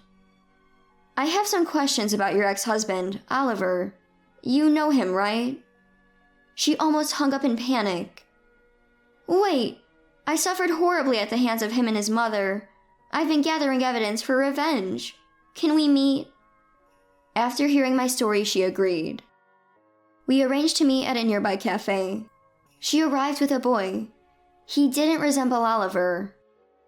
Noticing me studying the child, she said, "Actually, this boy is my current husband's child." I was surprised, and she started to share her story. Oliver had a habit of cheating, even during their marriage. Like me, she was blamed by Isabella for not having children. The constant berating and stress wore her down mentally. Unable to bear it anymore, she admitted that she had involuntarily developed a relationship with her current husband whom she met by chance. She became pregnant and gave birth, and at that time it was unclear whose child it was. Weakened mentally and unable to cope with her guilt, she initiated the divorce and went to her current husband, eventually remarrying. Hearing this, I suggested a plan. Initially shocked, she agreed to join me in repaying those who had wronged us. We consulted our husbands and decided to stay at Oliver's hotel, pretending to be recent mom friends. Our husbands made the reservations, and the day finally arrived. The familiar scenery brought back painful memories. Steeling myself, we entered the hotel. Isabella greeted us politely, but her expression changed drastically when she saw our faces. Her look was not that of the deputy manager of the classic hotel. It made sense. The ex-wife had returned, bringing her child and her new husband with her. After being shown to our rooms, I said to Lucas, "I owe a lot to the deputy manager here, and I want to thank her in person. Why don't you take a walk for a bit?" Lucas, holding the child, went for a walk with Charlotte's husband. The waitress who came to our room recognized me and was surprised. "It's been a while. Could you please call the deputy manager for me?"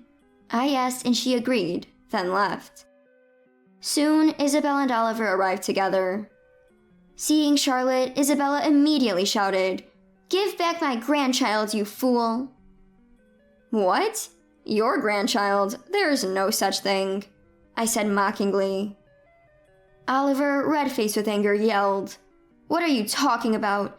She took away the child we finally had." "That's where you're wrong. You don't have any children. Don't you understand?" I retorted with a hint of triumph. "I have a daughter now with my current husband." Isabella tried to speak, but I continued. "You're sterile, Oliver. The infertility was your fault, not mine. You're the one at fault." Oliver's face turned ashen, a stark contrast to his earlier anger. Isabella, although trying to maintain her composure, couldn't hide her shock. "No grandchild? We can't have a grandchild. What about the hotel's heir?" Isabella muttered to herself. Eventually, she stood up unsteadily, looked at us with a blank expression, and said, "This is all your fault. If it weren't for you two, everything would have worked out. It's all over now." With that, she left the room with unsteady steps. When our husbands returned, Charlotte and I told them to rest in the room, and we walked around the hotel and outdoor pool with the children. The waitresses, seeing us with the children, seemed to be talking. Apparently, we were known as wives who left because they couldn't have children. Now, seeing us with our children seemed to surprise them. Charlotte and I felt years of pent-up frustration dissipate. Oliver's infidelity and divorce history quickly became the talk of the town. In the countryside, bad news spreads fast. Oliver had been advancing a marriage arrangement with a daughter of a major hotel's president, but it fell through. He had hopes for financial support and management assistance from that union. A political marriage in this day and age? It seems unbelievable, yet such things still happened. I heard that relying on that marriage for funds, they had started renovating the hotel and now were struggling with finances, burdened with a huge debt. I later learned through online sources that the once bustling classic hotel, known for its tradition, had become just an old, unremarkable hotel with dwindling customers. The once lively place was now eerily quiet, as negative reviews quickly spread. It seems that a business resting on tradition alone, managed by someone who neither cared for their family nor respected people, was destined to fail. Charlotte, whom I met through this incident, and I continue to maintain close family ties. And now I am expecting another child. I already have a daughter, so I'm hoping for a boy this time. Thinking about it fills me with excitement. Charlotte is also expecting her second child soon. Both of us suffered at the hands of the same man, but now we are truly happy. I stared at Jake across our kitchen table, my hands trembling as I clutched my coffee mug. The silence between us was deafening, broken only by the steady ticking of the clock on the wall. 10 years of marriage, and it had come to this. I don't understand, I finally managed to say, my voice barely above a whisper. Where is this coming from, Jake? He wouldn't meet my eyes, instead focusing on a spot just over my shoulder. I'm sorry, Sarah. I can't do this anymore. We've grown apart, and I think it's time we both moved on. The words hit me like a physical blow. Moved on? Jake, we haven't even tried to fix things. We could go to counseling, take a vacation, anything. Jake shook his head, his expression hardening. It's too late for that. I've made up my mind. I want a divorce.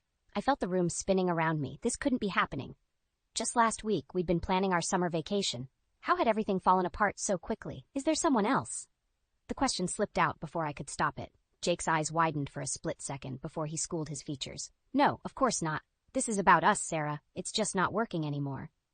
But I saw it, that flicker of guilt in his eyes. My stomach churned as the realization hit me. There was someone else. You're lying, I said, my voice growing stronger. I can see it on your face, Jake. Who is she? He stood up abruptly, nearly knocking over his chair. I'm not having this conversation. I'll be staying at a hotel for a few days while I figure things out. We can talk about the details of the separation later. I watched in stunned silence as he grabbed his keys and headed for the door. Just before he left, he turned back to me, his expression a mixture of guilt and determination. I'm sorry, Sarah, I really am, but this is for the best. The door closed behind him with a soft click, and I was left alone in the sudden, oppressive silence of our home. Our home. The thought sent a fresh wave of pain through me. I don't know how long I sat there staring at the empty chair across from me. Minutes or hours could have passed before the shrill ring of my phone jolted me back to reality. With shaking hands, I answered it. Hello? Sarah, it's Riley. I just saw Jake leaving your place with a suitcase. What's going on? I took a deep breath, trying to steady my voice. He wants a divorce, Riley. He just told me and then left. What? Riley's voice rose in pitch. That bastard! I'm coming over right now. Don't you dare move a muscle, you hear me? Before I could protest, she had hung up. I set the phone down and buried my face in my hands, finally letting the tears flow freely. By the time Riley arrived, bursting through the front door without bothering to knock, I had managed to pull myself together somewhat. She took one look at me and enveloped me in a fierce hug. Oh, honey, she murmured. I'm so sorry. What happened? I recounted the conversation with Jake, my voice breaking as I reached the end. And the worst part is, I think there's someone else. He denied it, but I could see it in his eyes, Riley. He's been lying to me. Riley's expression darkened. That son of a... Okay, here's what we're going to do. First, we're going to open that bottle of wine I know you've been saving. Then, we're going to figure out exactly what that lying snake has been up to.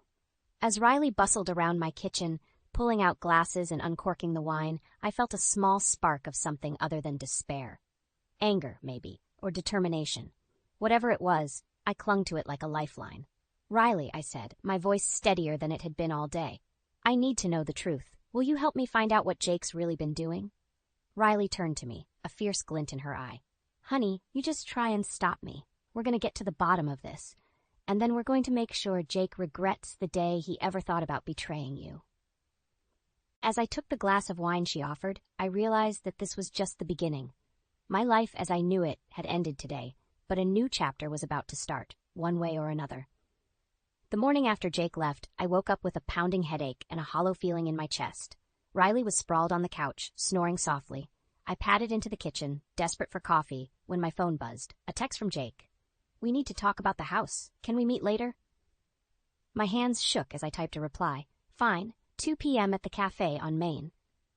Riley stumbled into the kitchen, her hair a mess. "How you holding up, sweetie?" I showed her the text. "I don't know if I can face him, Riley." She squeezed my shoulder.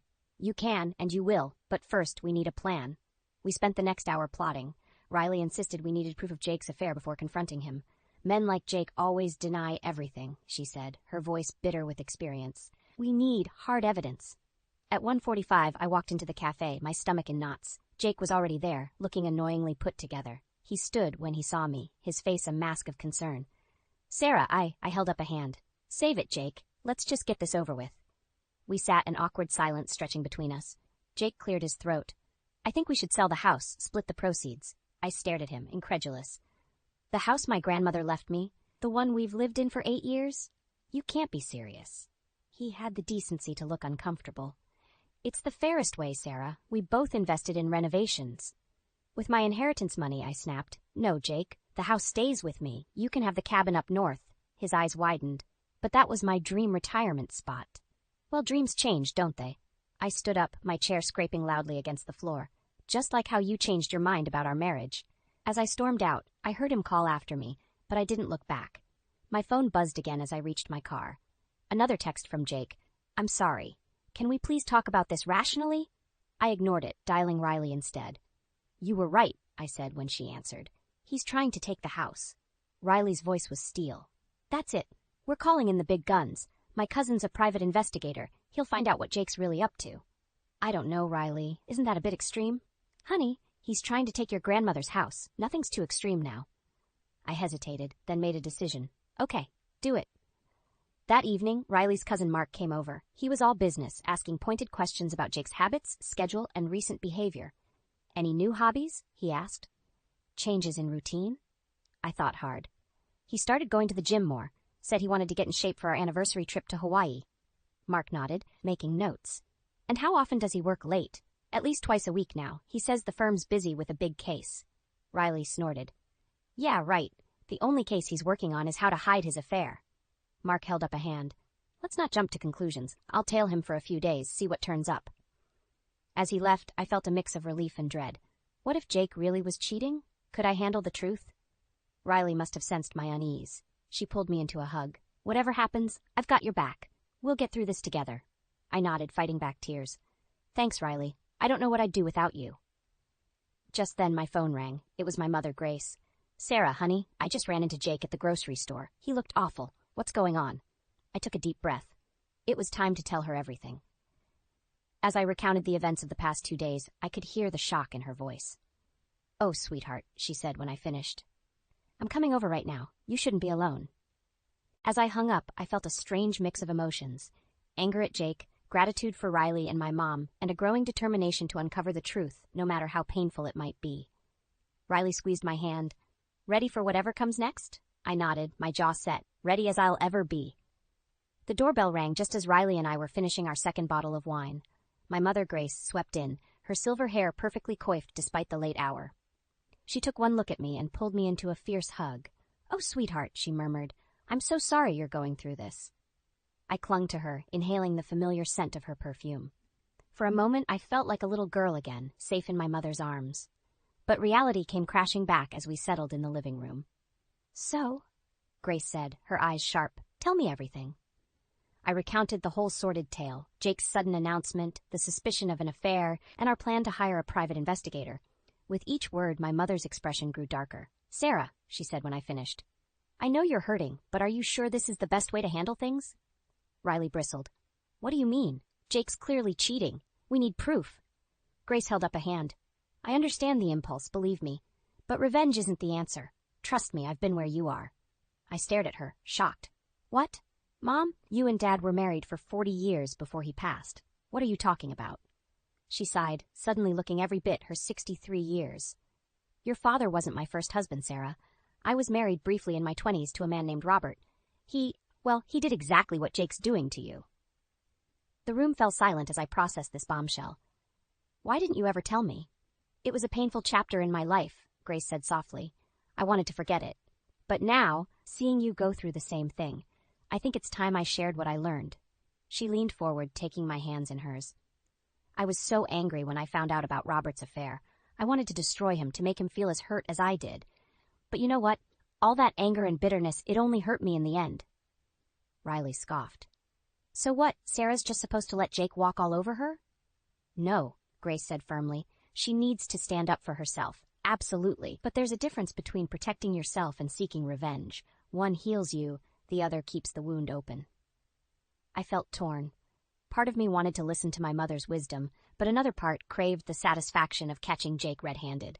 What did you do? I asked hesitantly. Grace smiled sadly. I focused on myself. I went back to school, made new friends, built a life I was proud of. And you know what? That was the best revenge of all. Robert's affair stopped mattering because I had moved on to something better. As her words sank in, I felt a glimmer of hope. Maybe there was a way through this that didn't involve sinking to Jake's level. But before I could respond, my phone buzzed. It was Mark, Riley's PI cousin. My heart raced as I answered. Sarah? I've got something you need to see. Can you meet me tomorrow morning? I agreed, my mouth dry.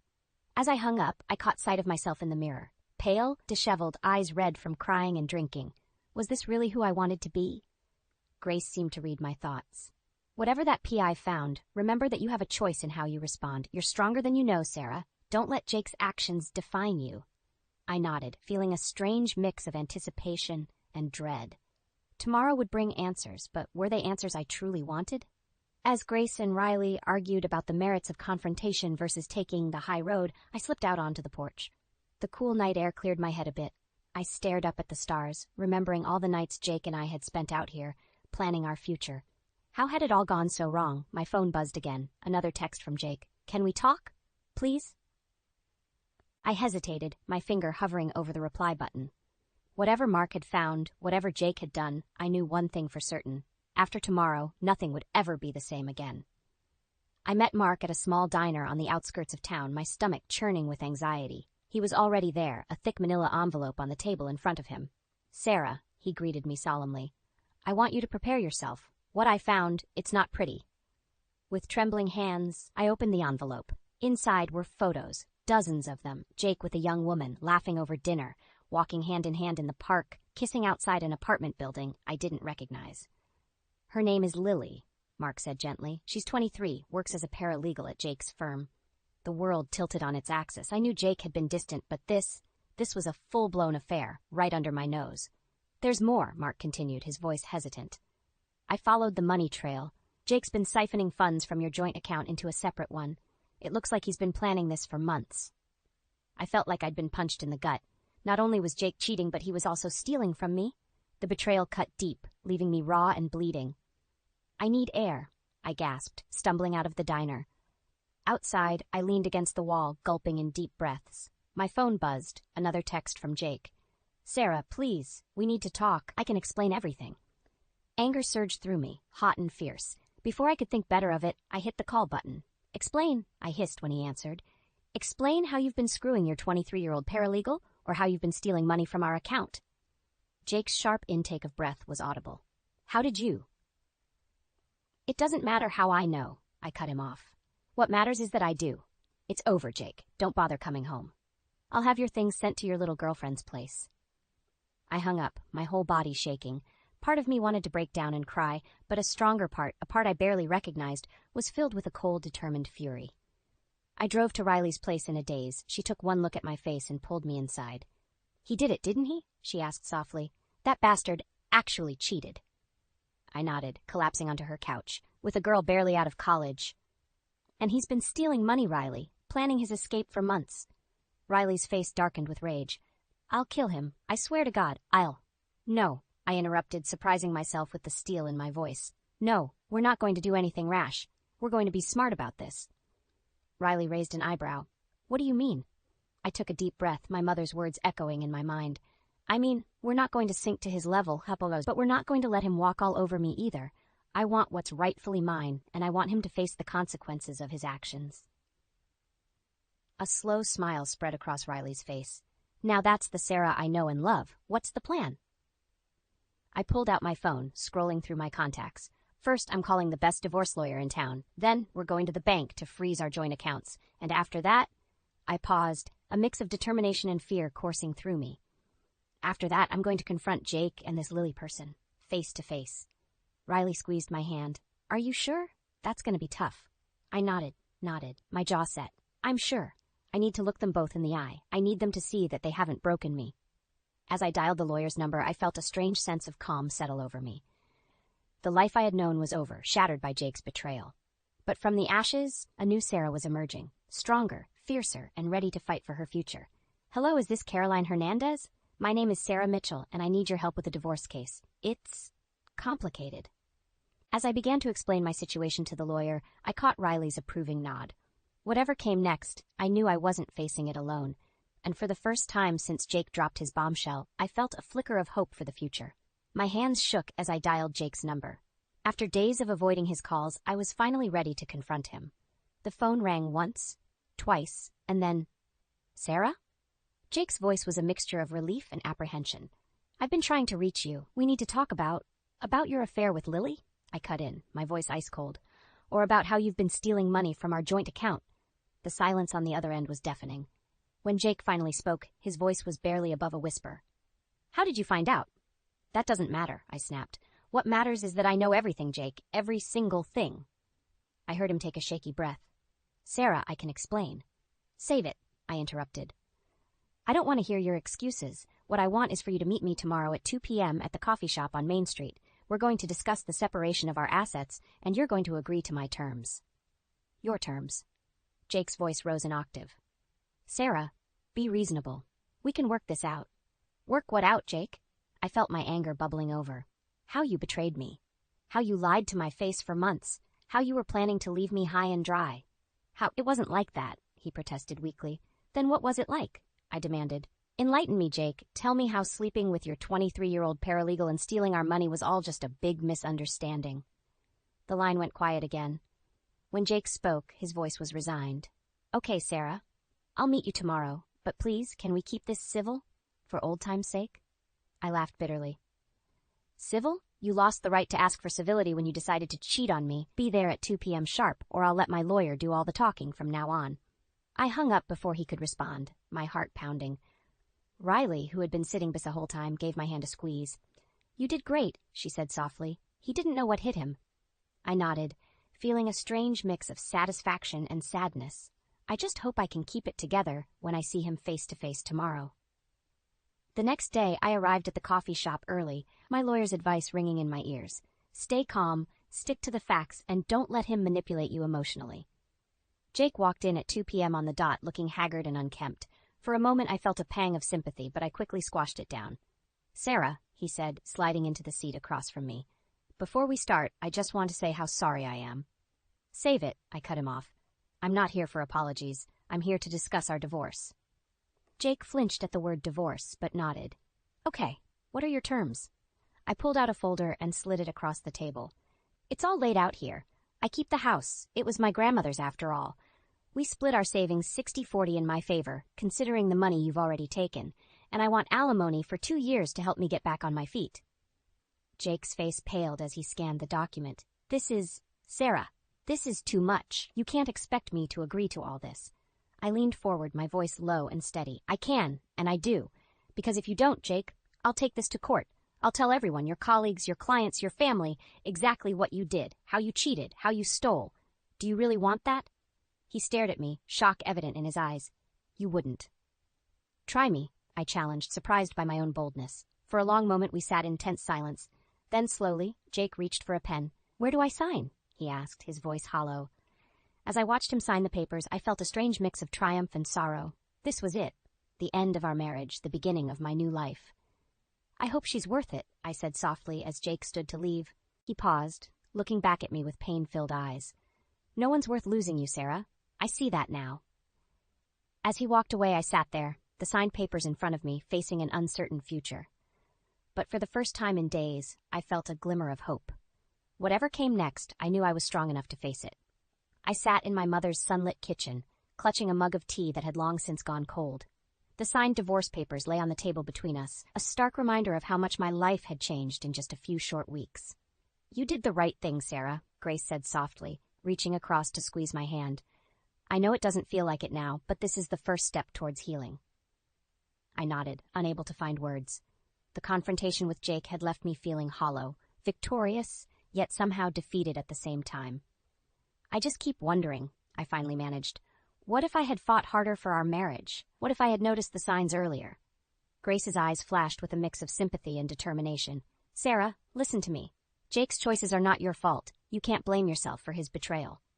"But, no buts," she interrupted firmly. "Now it's time to focus on you. What do you want for yourself, Sarah?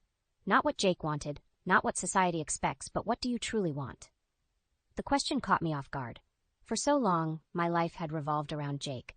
Our marriage, our shared dreams. Who was I without all of that? I don't know," I admitted, feeling lost. Grace smiled gently. "That's okay. Finding yourself again after a betrayal like this takes time. But it's also an opportunity, Sarah. A chance to rediscover your passions, to build the life you've always wanted." As her words sank in, I felt a spark of something I hadn't experienced in a long time. Hope. "You're right," I said, straightening up. "I've spent too long living for Jake. It's time I started living for myself." Just then, my phone buzzed. It was a text from Riley. "Turn on the news. Now." Frowning, I reached for the remote and flipped on the kitchen TV. What I saw made my blood run cold. Jake's face filled the screen, looking haggard and remorseful. The ticker at the bottom read, "Local lawyer admits to embezzlement, affair with junior associate." "Oh my God," I whispered, turning up the volume. Jake's voice crackled through the speakers. "I want to publicly apologize to my wife, Sarah, and to all those I've hurt with my actions. I've made terrible mistakes, and I'm prepared to face the consequences." The reporter took over, explaining that Jake had turned himself in, admitting to embezzling funds from his law firm to finance his affair with Lily, who was also implicated in the scandal. I felt the room spinning around me. This was so much bigger than I had realized. The affair, the stolen money. It wasn't just about our marriage anymore. Jake's entire career, his reputation, everything was crumbling. "Sarah?" Grace's concerned voice broke through my shock. "Are you okay?" I shook my head, trying to clear it. I don't know. This is all so much. What do I do now?" Before Grace could answer, my phone rang. It was Caroline, my lawyer. "Sarah, I assume you've seen the news," she said without preamble. "This changes things. Jake's admission of guilt strengthens our position considerably. We could push for a much more favorable settlement now." I listened numbly as Caroline outlined our options, my mind reeling. Part of me wanted to seize this opportunity, to make Jake pay for every ounce of pain he'd caused me. But another part remembered the broken man I'd seen in the coffee shop, the husband I'd once loved. "Sarah?" Caroline's voice cut through my thoughts. "What do you want to do?" I looked at Grace, who was watching me with a mixture of concern and pride. Her earlier words echoed in my mind. "What do you truly want?" In that moment, I realized I was standing at a crossroads. The path I chose now would define not just the outcome of my divorce, but the kind of person I wanted to be moving forward.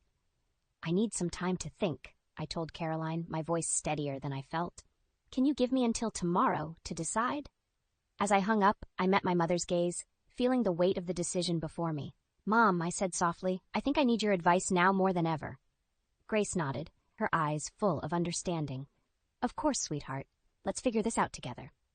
As we settled in for a long conversation, I knew that whatever I decided, it would be a choice that I could live with. Not just for now, but for the rest of my life. My heart pounded as I stood outside Jake's office building, Riley and Mark, the private investigator, flanking me.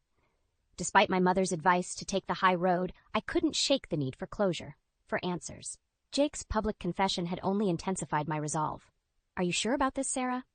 Riley asked, her voice tinged with concern. I nodded, steeling myself. "I need to do this, for me." We entered the building, the receptionist's eyes widening as she recognized me. "Mrs. Mitchell, it's Miss Thompson now," I corrected her, my voice steady. "I'm here to see Jake." She hesitated, then nodded, buzzing us through. As we approached Jake's office, I heard raised voices. One I recognized as Jake's, the other younger, female, Lily. "You promised me everything would be okay," Lily was saying, her voice trembling. "Now my career is ruined and it's all your fault." I pushed the door open without knocking. Jake and Lily froze, their faces a mixture of shock and guilt. "Sarah," Jake breathed, his face paling. "What are you doing here?" I stepped forward, my gaze moving between them. I came for the truth, Jake, all of it. No more lies, no more half-truths. Lily's eyes widened as she looked at me, then back at Jake. You're his wife? But you said you were divorced. The pieces clicked into place. He told you we were already divorced? I asked her, my voice softer than I expected. She nodded, tears welling in her eyes. He said he was free to be with me, that we could start a new life together. I turned to Jake, anger and pity warring within me. Is there anything you haven't lied about? Jake slumped into his chair, looking utterly defeated. I'm sorry, he whispered. I never meant for it to go this far. The affair, the embezzlement, it all spiraled out of control. Mark stepped forward, placing a folder on Jake's desk. We have all the evidence here, Mr. Mitchell. Bank statements, hotel receipts, everything. Jake didn't even glance at the folder. I know. That's why I turned myself in. I couldn't live with the guilt anymore. Lily let out a choked sob. What about me, Jake? What am I supposed to do now? I felt a sudden, unexpected surge of sympathy for her. She was young, naive, manipulated by Jake just as I had been. Lily, I said gently, none of this is your fault. Jake lied to both of us. She looked at me, surprise evident in her tear-streaked face. You don't hate me? I shook my head. No, we're both victims here. Jake stood up abruptly. Sarah, please, I know I don't deserve it, but is there any way we can work this out? I'll do anything. Stop, I interrupted, holding up a hand. It's too late for that, Jake. You've made your choices, and now we all have to live with the consequences. I turned to Riley and Mark. I think we're done here. We have what we came for. As we turned to leave, Jake called out one last time. Sarah, I truly am sorry for everything. I paused at the door, looking back at the man I once loved, now a stranger to me. I know, Jake, but sometimes sorry isn't enough. We left the office, the weight of the confrontation settling over us. As we stepped out into the sunlight, I felt a strange mix of emotions, relief, sadness, and an unexpected sense of freedom. Riley squeezed my hand. You okay? I took a deep breath, realizing that for the first time in months, I actually was. Yeah, I think I am. It's over. Really over. As we walked away from the building, I felt like I was leaving behind more than just Jake and our failed marriage. I was leaving behind the old Sarah, the one who had lost herself in trying to be the perfect wife. Now, standing on the precipice of an uncertain future, I felt a glimmer of excitement. It was time to rediscover who I was, what I wanted, and the life I deserved. So, Riley said, a mischievous glint in her eye, what's next for the new and improved Sarah Thompson? I smiled, feeling lighter than I had in years. I don't know yet, but I can't wait to find out. 6 months after the confrontation with Jake, I stood in front of the mirror, barely recognizing the woman staring back at me. Gone was the defeated, heartbroken shell I'd become. In her place stood someone stronger, more confident, with a spark in her eyes that had been missing for far too long. The divorce was finalized last week, and today marked a new beginning. I was hosting a small gathering, a rebirth party, as Riley had dubbed it, to celebrate my fresh start. As I put the finishing touches on my makeup, the doorbell rang. My mother's voice floated up the stairs. I'll get it, Sarah? I took a deep breath, steeling myself for what was to come. This wasn't just a party. It was a statement, a declaration of my independence and my determination to move forward. Downstairs, I found Riley and my mother chatting animatedly. They both turned as I entered, their faces lighting up. Oh, sweetheart, Grace said, her eyes misty. You look radiant, Riley whistled. Hot damn, girl! If I wasn't already married... I laughed, feeling a warmth spread through me. These two women had been my rocks, my support system through the darkest days of my life. I couldn't imagine having made it through without them. As more guests arrived, colleagues, friends, even a few of Jake's family members who had chosen to stand by me, I felt a sense of surrealism. Was this really my life now? Midway through the evening, Riley clinked her glass, calling for attention. I'd like to propose a toast, she announced. To Sarah, the strongest, most resilient woman I know. You've been through hell and come out shining. Here's to new beginnings. A chorus of, to Sarah, echoed through the room. I felt tears pricking at my eyes, overwhelmed by the love and support surrounding me. As the party wound down, I found myself on the back porch, gazing up at the stars. My mother joined me, wrapping an arm around my shoulders. I'm so proud of you, she said softly. You've handled this with such grace and dignity. I leaned into her embrace. I learned from the best, Mom. Thank you for showing me how to be strong. We stood in comfortable silence for a moment before Grace spoke again. You know, Sarah, life has a funny way of surprising us. Just when we think we've lost everything, we often find ourselves. Her words struck a chord deep within me. She was right. Through all the pain and betrayal, I had rediscovered parts of myself I thought were long gone. I had found strength I never knew I possessed. Just then my phone buzzed. It was a text from Jake. "I hope your party went well. I truly am sorry for everything. I hope one day you can forgive me." I stared at the message, a complex mix of emotions swirling within me. Anger, hurt, and surprisingly a hint of pity. Jake had lost everything, his job, his reputation, and yes, me. But I had gained so much more than I had lost. With a small smile, I typed out a reply. "Thank you, Jake. I hope you find peace." Then, after a moment's hesitation, I added, "I forgive you." As I hit send, I felt a weight lift from my shoulders. Forgiveness wasn't about excusing Jake's actions. It was about freeing myself from the burden of anger and resentment. I turned to my mother, feeling lighter than I had in years. "You're right, Mom. Life does surprise us. And I think I'm finally ready for whatever surprises come next."